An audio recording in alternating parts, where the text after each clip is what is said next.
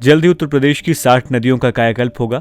इसके लिए IIT BHU, IIT Kanpur और IIT रुड़की के बीच एक टेक्निकल कोऑपरेशन हुआ है। अभी कुछ दिनों पहले हमने अपने 2 अलग अलग वीडियोस में चित्रकूट की मंदाकिनी नदी और अयोध्या से निकलने वाली तमसा नदी के पुनरुद्धार की जरूरत की चर्चा की थी। इनके अलावा भी हमारे यूपी के अलग अलग जिलों से निकलने वाली नदियों की बेहतरी के लिए काम किए जाने की आवश्यकता है।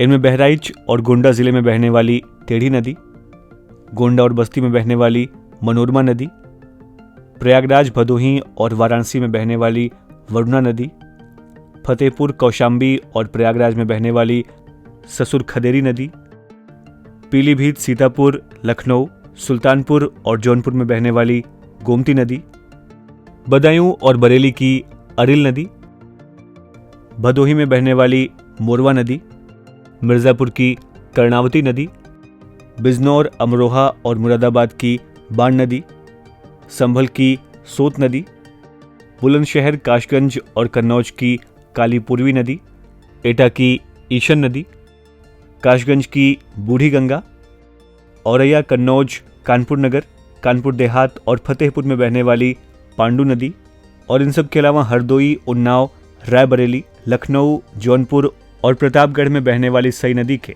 पुनरुद्धार की जरूरत है। ये सभी हमारे यूपी की वो नदियां हैं जिनके बारे में ज़्यादातर लोगों को मालूम नहीं है।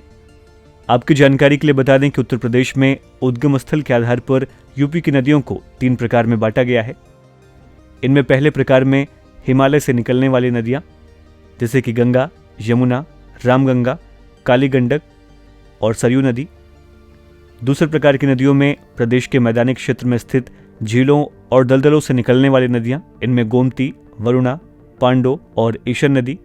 और तीसरे प्रकार की नदियों में प्रदेश की दक्षिण में स्थित पठारों तथा विंध्य श्रेणियों से निकलने वाली नदियां, जिनमें सोन नदी, रिहंद नदी, टोंस नदी, केन नदी, चंबल नदी और बेतवा जैसी नदियां इसमें शामिल हैं। तो बारी है आज के सवाल की। आप जिस एरिया में रहते हैं वहां कौन सी ऐसी नदी है जिसके पुनरुद्धार और संरक्षण की जरूरत है? इसके बारे में हमें इस वीडियो के कमेंट बॉक्स में जरूर लिखें। यूपी जुड़ी और तमाम लेटेस्ट खबरों की अपडेट के लिए देखते रहिए हमारे चैनल बातें यूपी की।